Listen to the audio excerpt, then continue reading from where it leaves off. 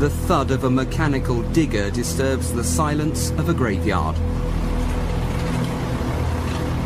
I'm very conscious of coming across real evil. There's real evil here. In the dead of night, police exhume a body. It's a hard thing to go through, having a loved one dug up. This is the moment the murderous activities of Britain's biggest serial killer were unearthed. That son of a gun killed my father on Christmas Eve. In the coming weeks, the hush of night was to be repeatedly broken by exhumation after exhumation. We used to joke about it because we used to say, she's always down there, and I bet he's got fed up with her and bumped her off. And now... Over the coming months, detectives were to investigate the deaths of nearly 150 patients of Dr. Fred Shipman. How far does this go? How deep is it? How many people have been murdered by Dr. Shipman? I don't think that there'll ever be an answer to that question. The only person that knows is not talking to us. Today, as the 53-year-old doctor who used his caring manner as a cover for murder was led away to spend the rest of his life behind bars, two major questions are being asked. Why and how did he literally get away with murder for so long? For the first time, the true extent of his ruthless killing spree can be revealed. How 5 patients died inside his surgery. How he killed 8 patients in 1 month. How he murdered 6 patients in 1 street. How, to obtain the means to kill, he turned a patient into a drug addict. How he then killed that patient's father when he asked too many questions about his son's treatment. How he murdered another patient he believed had left him a small fortune.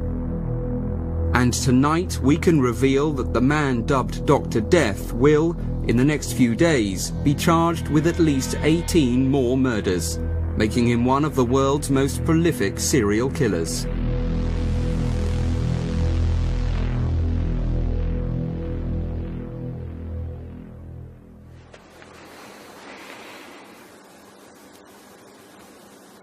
A senior detective lights candles to the memory of 15 murder victims of Dr. Harold Frederick Shipman. Stan Edgerton was a detective for 30 years, but nothing during his long service could prepare him for the enormity of his final case. He still finds it difficult to come to terms with. The exhumations created numerous emotions, and the one that sticks in my mind more than any is intrusion. Not only were we intruding into death, we were intruding into the grief of the families. Only months away from retirement, Inspector Edgerton was asked to investigate what appeared to be a routine case, never envisaging that it would lead to him exhuming 12 bodies and arresting and charging a mass murderer. This was a case of forgery and attempting to obtain monies by deception. Never at the beginning of the investigation did I ever envisage that I'd be dealing with not only one murder investigation but a number of murder investigations.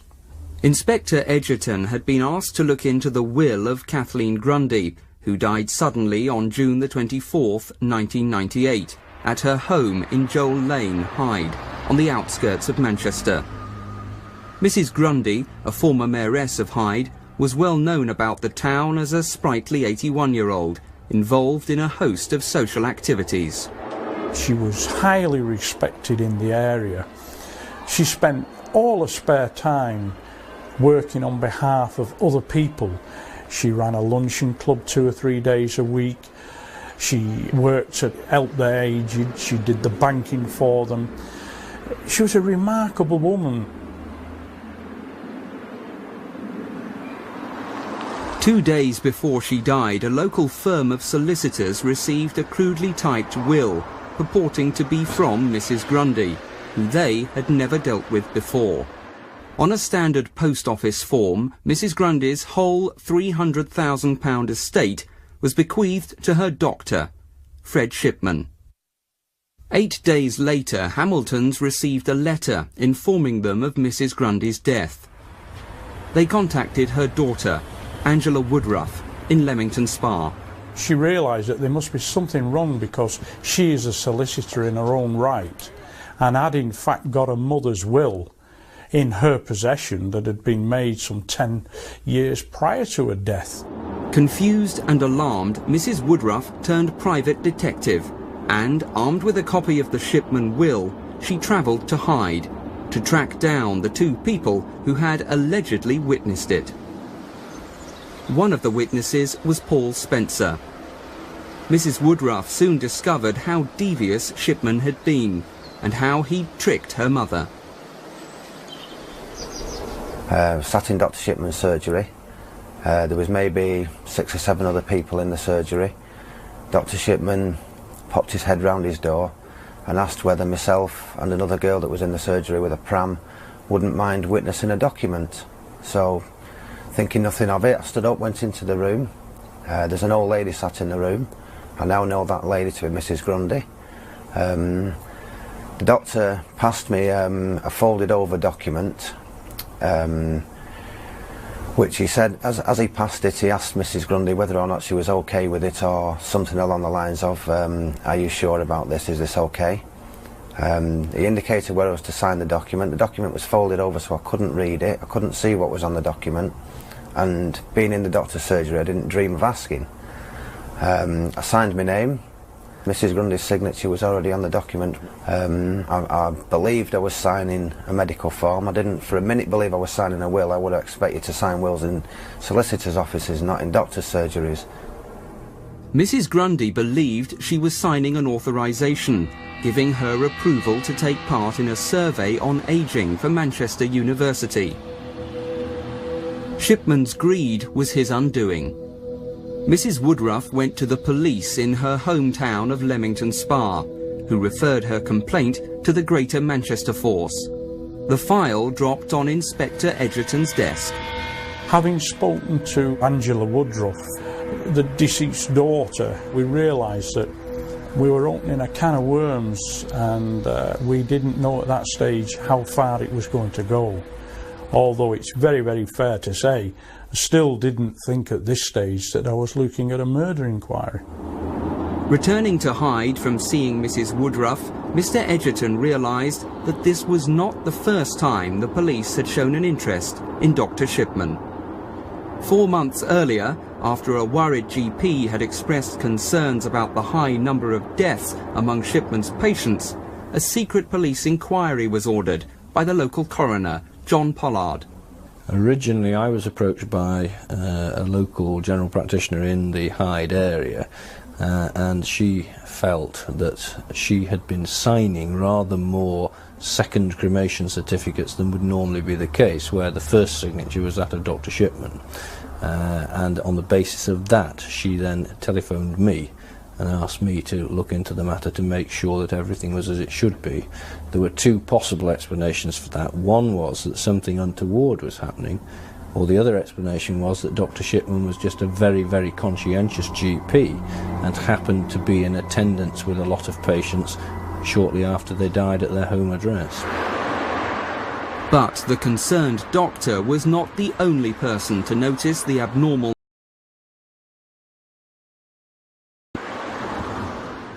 Undertaker Debbie Bambrough was another. The well-respected family firm Frank Massey & Son is the largest independent funeral directors in Hyde.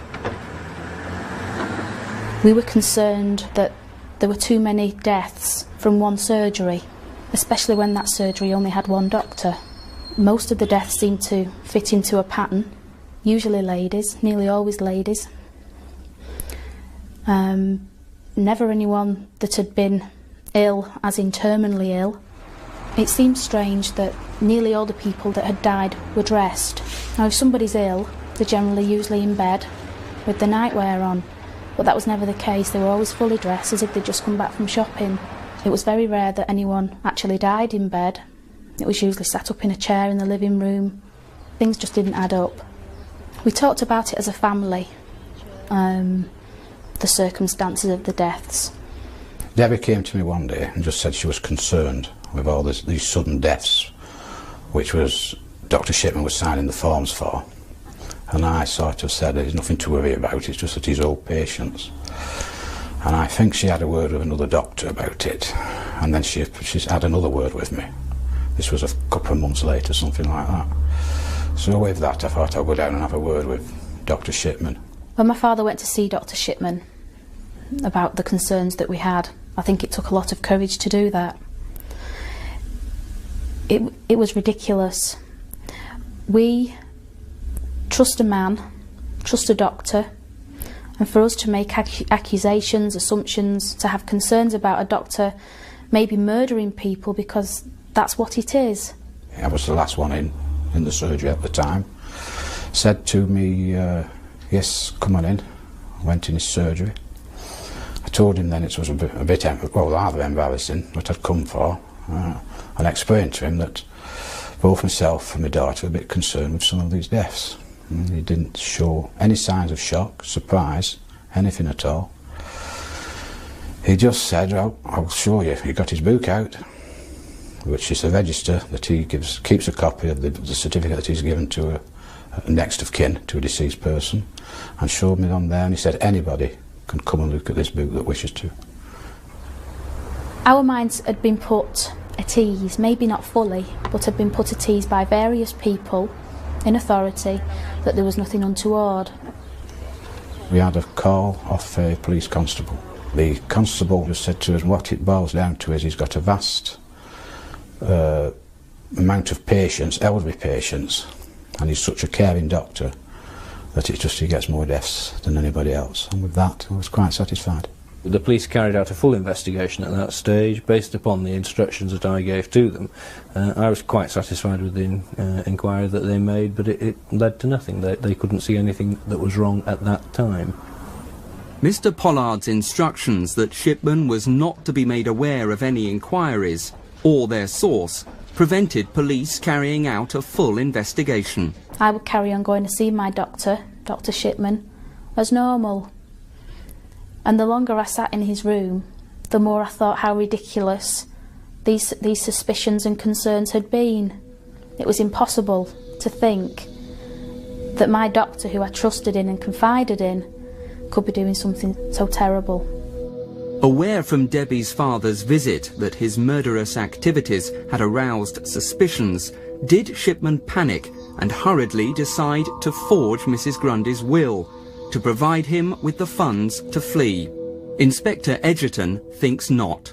It's been suggested from a number of sources that one of the reasons why he perhaps forged the will as he did was that he thought that his world was collapsing around him. I personally don't go along with that view at all. It's my firm belief that he thought he was so invincible, so super intelligent, that he thought that the police weren't aware of what was going on. Following the coroner's inquiry, Shipman's belief that he could fool anyone led him to commit 3 more murders, the last being Mrs. Grundy.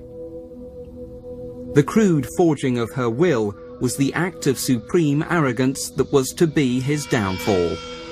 I think it's part of this arrogance. I've got away with this for the length of time that I have. Nobody's queried me about it, nobody's questioned me about it. I might as well make a few bob out of this. May well have been his thoughts. And he's proceeded to put together that will, which, when you look at it, is just an amateurish attempt. The inquiry was beginning to take off at a rapid rate of knots, and I've got to say that Detective Superintendent Bernard Postles took hold of things then and said, well, let's sit down and let's go through this piece by piece and let's assimilate exactly what we've got. It must have made him sit up sharply in his chair when a detective inspector suddenly talking about exhumation of bodies. But to give him his due, it didn't take him long to realise and grasp that what I was telling him was probably the only direction that we could go in. In the dead of night, a month after Mrs. Grundy was buried at Hyde Chapel, Inspector Edgerton was in charge of exhuming her body. The actual logistics of doing an exhumation is a mammoth operation. There are so many things to have to consider to keep the decency of the matter, to show respect and reverence to the deceased remains. There was the family that had to be considered. We had to make sure that we'd identified the correct grave. We had to take soil samples, make sure that the mortuary were put on notice because we were going to have a post-mortem.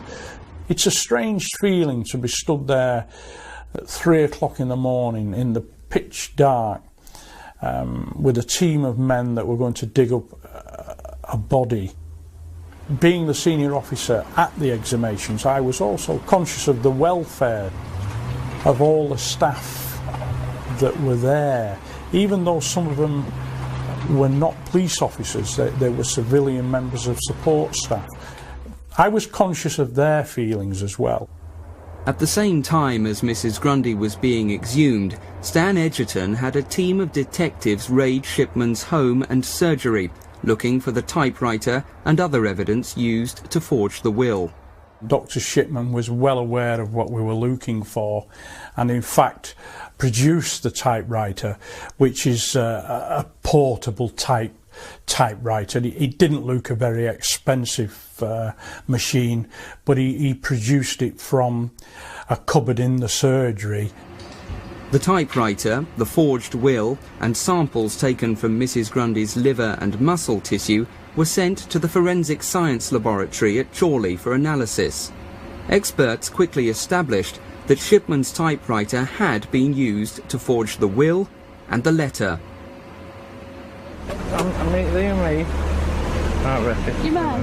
But while Inspector Edgerton waited for Mrs. Grundy's post-mortem results, he was approached by a local taxi driver who'd built up his own dossier of suspicions against Shipman, going back many years. Perhaps 24 of my customers passed away in very, very similar circumstances. All of them Dr. Shipman's patients. That people were having a call from the doctor and within a couple of hours of him visiting them, they were passing away. John was talked out of going to the police by his wife, worried about wrongly accusing a well-respected doctor of murder. But when the investigation into Kathleen Grundy's death started, he decided it was time to act. When I approached Mr. Edgerton after Kathleen Grundy's death, and I told him that I'd compiled a list of my customers who died in similar circumstances to Kathleen, going back 6 years, he was shocked. When I questioned him and I looked into it, it was plainly evident to me that we were going to have to examine the deaths of a number of other people. Gut reaction set in, and when that was discussed by the senior management teams, we then decided that yes, we'd have to look at further exhumations. Harold Frederick Shipman was born in Nottingham in January 1946. His early years were spent at this house in Longmead Drive. His father, also Harold Frederick, was a long-distance lorry driver. His mother, Vera, was ill for many years, slowly dying of cancer. Fred, the middle one of 3 children, was the clever one of the family. He passed his 11+ to the local grammar school, High Pavement. Although never a high flyer and in the C stream, Shipman was respected by the other boys for his sporting prowess on the athletics track and the rugby field. Seen here securing the ball in a line-out in some rare footage of a school match, Shipman is well remembered by former schoolmates. I was a friend of Fred. We were in the same year as one another. We played rugby together. He was a very, very able sportsman. and notable for his rugby and also for his athletics. Fred was a very quiet, calm individual until he got on the rugby field, and then he was quite a fiery character. But as an individual off the field, very easygoing and quiet young man. Fred passed 5 O-level GCEs and went into the 6th form, only for disaster to strike. His mother died. Fred was just 17. Vera Shipman had fought a long and brave battle against cancer with ever-increasing daily injections of morphine. Some believe this early introduction to morphine and death had a lasting effect on young Fred. His reaction at the time was considered bizarre. It must have been a Monday morning that we met up and we were walking back to school. And as you do, you know, what did you do at the weekend? And I told him what I'd done at the weekend, and I asked him what he'd done. And he said, "Oh, my mum died." I said, "Oh, God, but what did you do? You know, it must have been awful." And he said, "Oh, yeah, I went for a run." But he went on to say that he'd actually run till, I think he said, 2 o'clock in the morning or something, and in the pouring rain. After his mother's death, Shipman decided to become a doctor. He spent the next 6 years as a medical student here at Leeds University. In his first year, he met his wife, Primrose Oxterby, then a pretty 17-year-old window dresser. Within months, Prim was pregnant with Sarah, the first of their 4 children, and much against her parents' wishes, they were quietly married.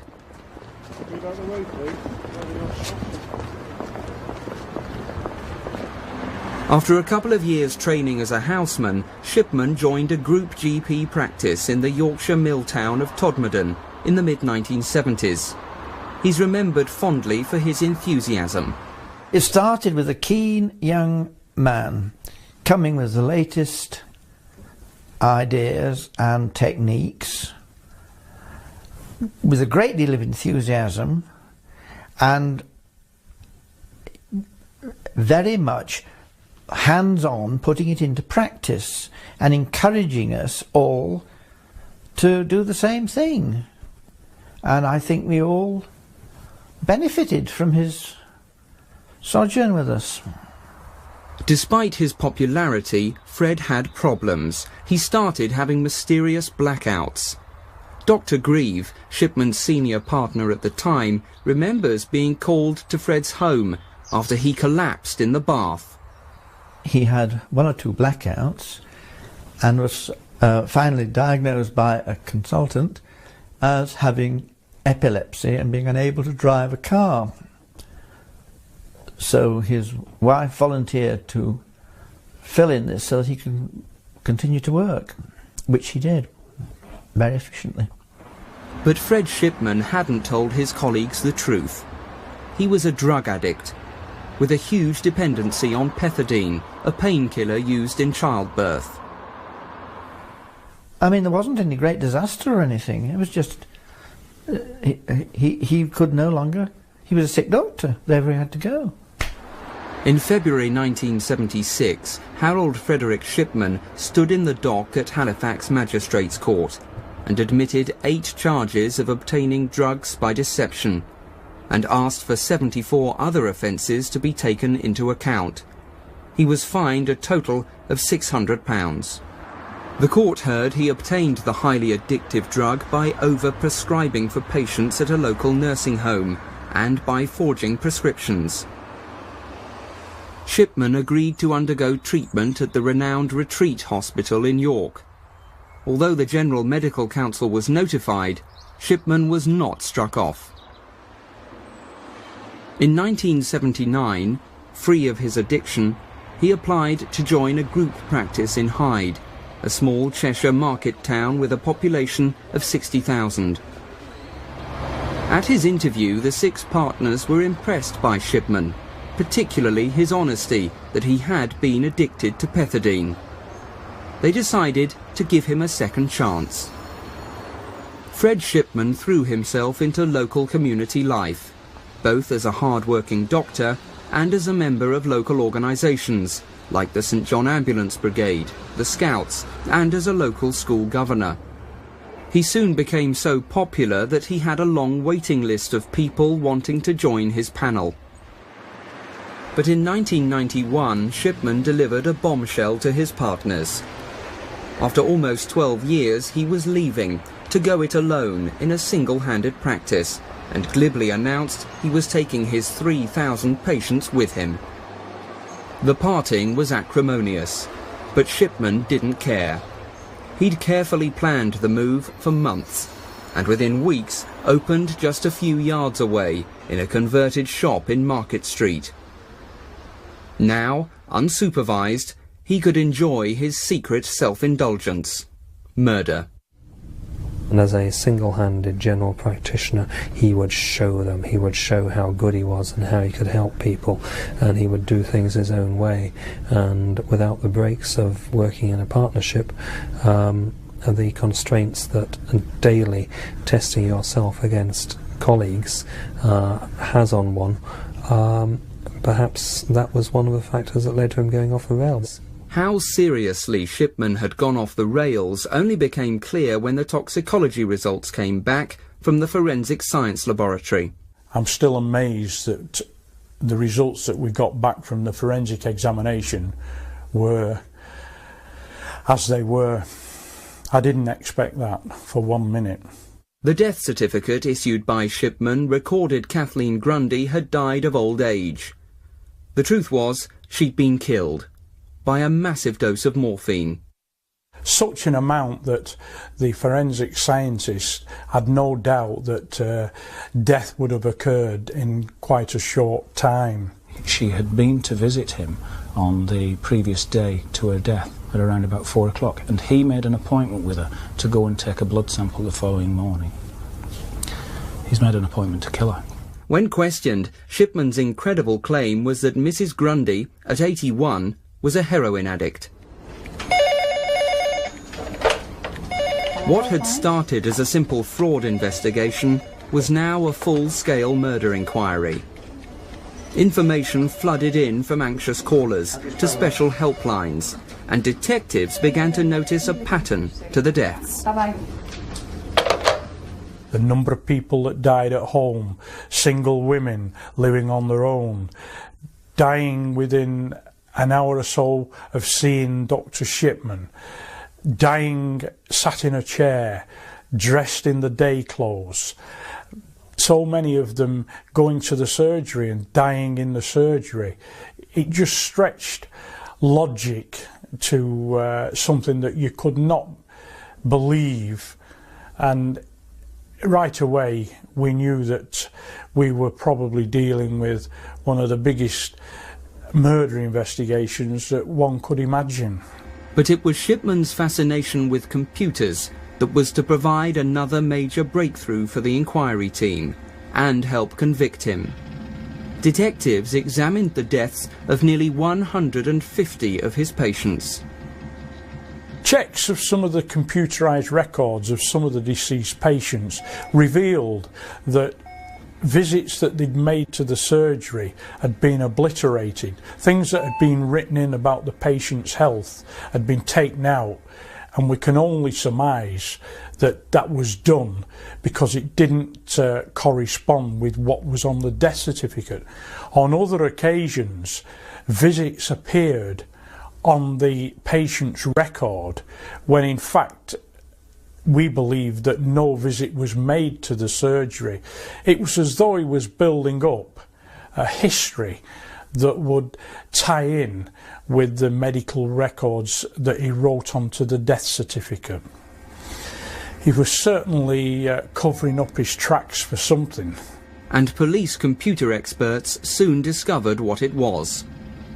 Shipman was altering patient records to conceal his crimes, and on occasion, to save time, he recorded their deaths before he killed them. The number of deaths towards the end were increasing at such a rapid rate that I sometimes wonder whether he'd have time to prepare a lot of what he was doing, and this was why he was changing the medical records round about the time the person died, shortly afterwards. And in fact, in one case he was altering the records before a body was even found.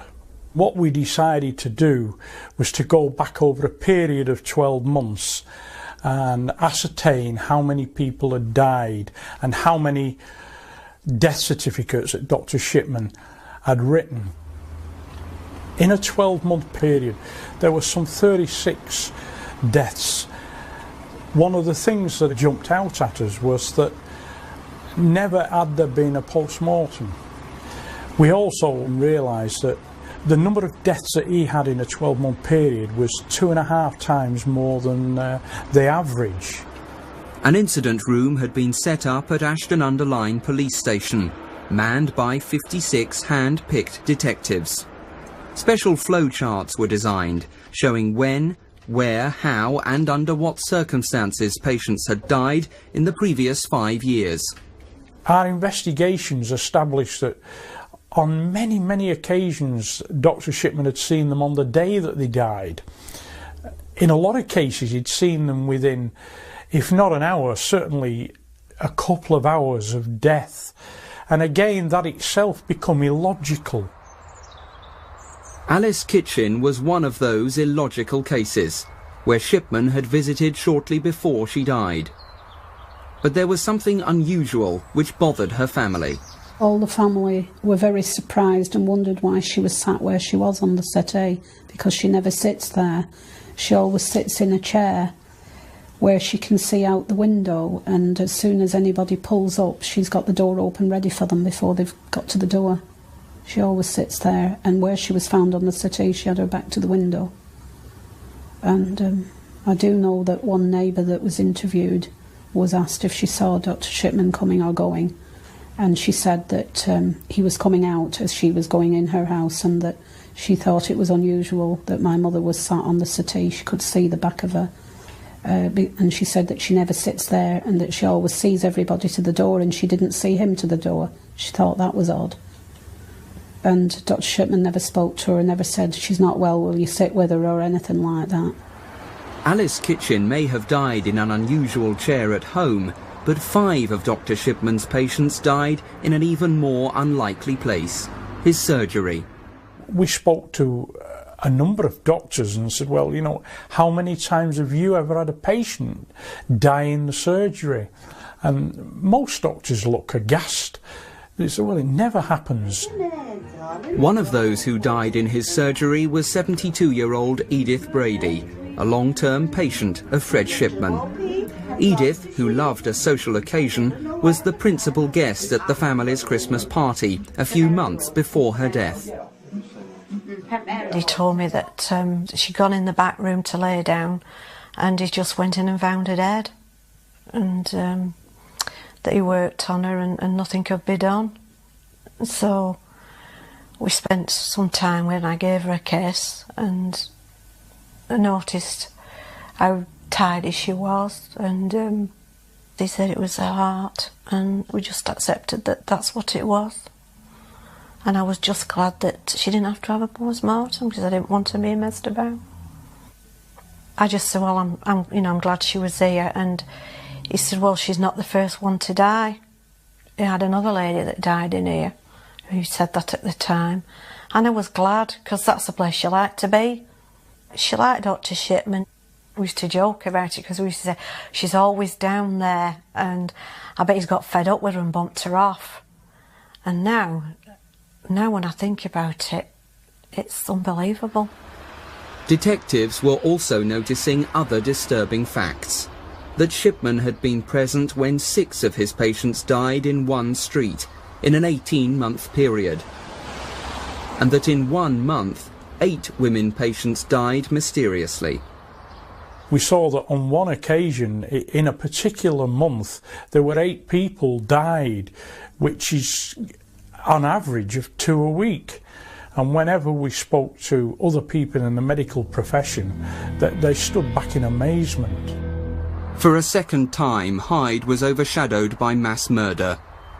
In the mid-1960s, it was home to Myra Hindley and Ian Brady, the Moors murderers.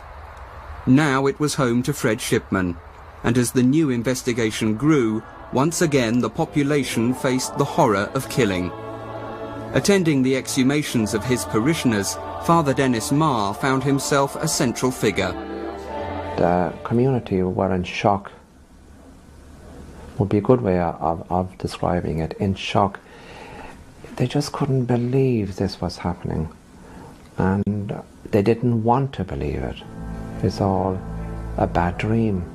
On top of this feeling of shock and disbelief and a shattering of trust, people also had a sense of guilt.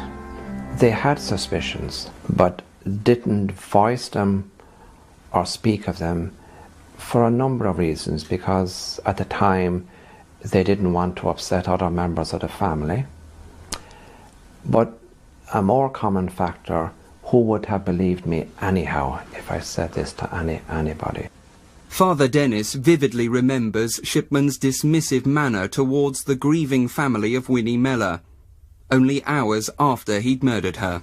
Her daughters were in deep shock. I was very shocked myself and very saddened, because I was quite fond of Win. She was a lovely person. And the doctor came in a very brusque manner and said something along the lines of, "You were aware your mother had a heart condition." I could see the look of surprise in the daughters' faces. He followed this up by saying she wouldn't accept treatment and she wouldn't go to the hospital. The daughters now are kind of looking in amazement at him. He immediately followed this up by saying, "Do you have an undertaker?" And at this stage I intervened and said, "Well, the woman has just died, and I think we just leave that at the moment." He then followed on saying, "And by the way, there's no problem with issuing a death certificate. I can do that. You just pop down to the surgery." And that was it. He was gone. Knowing what I know now, I can certainly say he was making sure that nothing would go wrong and that there would be no element of blame in any way attached to him or any suspicion whatsoever. When detectives searched Shipman's home, they found a large number of rings and other jewellery stuffed into a bag in the garage. This habit of petty theft from his victims provoked feuds within their families. Various members of the family being questioned as to who got there first and who found Mum first and so on, and this leading to kind of suspicions all around the place. I do know also from one family that one of the women on the day of her death had been to collect her pension, which would have been in the region of I suppose 70-80 pounds. She certainly didn't spend all that afternoon, but no money being found in her purse after she died. It may never be known how often Shipman emptied the purses of his victims for paltry sums, but from one of them he expected to inherit £60,000. Bianca Pomfret was the youngest of Shipman's victims, only 49 when he killed her. Divorced and suffering from manic depression, Mrs. Pomfret had come to depend on Dr. Shipman. In a nutshell, she thought the world of him, to the extent that several years ago we were contemplating moving houses. And one of the reasons why we didn't move is she stressed that she would have preferred to have stayed in Tameside and under Dr. Shipman. Now I think if somebody puts the relationship that they've got with the doctor above moving on to a new form of life, it's got to be quite a close link. So much so that she informed me several months before her death that she was actually leaving all the monies and properties to him in a will. She also stated that she'd told Dr. Shipman this. Fortunately, I convinced her that the proper thing to do would be to leave her monies and properties to the grandchildren. I can't speculate as to why Shipman murdered Bianca, whether or not it was because of the fact that he thought he was going to benefit financially, or maybe even if she had informed him, he realised he'd been cut out of her will. I don't know. Bianca Pomfret was the fourth victim to be exhumed. In the following month, police opened 8 more graves and removed the bodies for examination. Each body contained varying high levels of morphine. But even without a body, police were able to charge Shipman with the murders of 6 patients who'd been cremated. So incriminating was the computer and other circumstantial evidence. The evidence that we were being presented with in relation to those bodies where they had been cremated was so overwhelming as far as we were concerned that we could not just put it to one side. By now it was becoming obvious to police that Shipman arrogantly believed he'd created the perfect murder and had got away with it for years. He believed that he was able to face this thing out, that people didn't have a superior enough intellect to break down and establish the facts of what had gone on here. When he was arrested, detectives like Stan Edgerton saw that arrogance at first hand. During the course of questioning, his arrogance was to the fore all the time. Whenever I spoke to him, it was plainly obvious that he thought I was beneath him, and that he gave a distinct impression that it should be at least a superintendent that was talking to him and dealing with him. And he made that plainly obvious that I wasn't his intellectual equal. I think that he came in to be interviewed on the first occasion on the 7th of September, and having walked in through the door, he expected to be walking out around about 5 o'clock in the evening. And I think he was surprised when he was charged with murder. You could see his demeanour change, his voice changed. The arrogance was the first thing to go, and then to a certain extent he tried then to control the interview by changing the subject or trying to indicate to the interviewing officers that they didn't understand. And as we went further into the interviews and we put the forensic evidence towards him, the morphine in the body, he could not in any way explain that. The medical records, he couldn't explain again why they'd been changed. Eventually he got more and more distressed, and at one stage actually broke down. But what really shocked hardened detectives like Inspector Edgerton was the ruthless and cynical lengths Shipman went to obtain his weapon to kill, the morphine. 2 years ago, former airline pilot Jim King was wrongly diagnosed with cancer, a week after marrying his American wife Debbie. After undergoing 3 months of painful chemotherapy, Shipman was told he'd never had cancer. But Shipman failed to pass on the good news. Instead, Shipman continued to prescribe Jim massive amounts of morphine in order to maintain a regular supply of his murder weapon. He was told on 3 separate occasions by consultants from different hospitals that I had not had cancer. I had never had cancer. But he still proceeded to do this. I know now why he did this, because the more patients that you have are terminally ill, the more morphine that you can have in your stock. If you're in general medical practice and you are caring for terminal patients at home, sooner or later you can guarantee that you will acquire heroin which has been unused and which you basically do not have to account for. Jim's father, a Shipman patient, was so concerned about his son's health that he started asking questions. Too many for Shipman's liking, and the doctor killed him. My father had been down to the surgery a few times to ask Dr. Shipman what was going on with my case, because he could see me deteriorating rapidly with the amount of morphine I was using. I mean, that son of a gun killed my father on Christmas Eve, of all the days to do this. And I believe he did that because he needed to stop this man complaining at that time. Because the last thing he needed was to have complaints, knowing that what we know now, the last thing he needed is for somebody to come forward and say, what the hell's going on here? And then all this lot would have come out. And you know, it's a shame it hadn't come out, because after he killed my father, he proceeded to kill 4 or 5 other people. And Shipman would almost certainly still be killing today, but for his amateurish attempt to forge Mrs. Grundy's will. But the big question still remains. Why did a doctor dedicated to saving life murder his patients?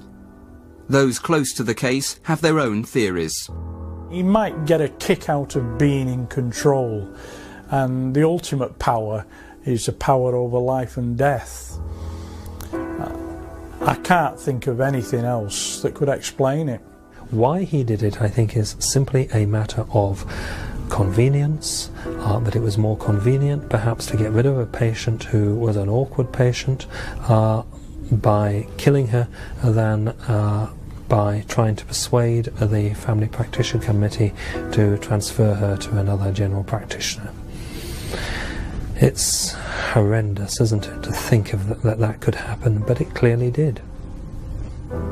I think that a significant number of the people that Dr. Shipman killed, he may have killed quite simply because he did not wish to continue caring for them for whatever reason.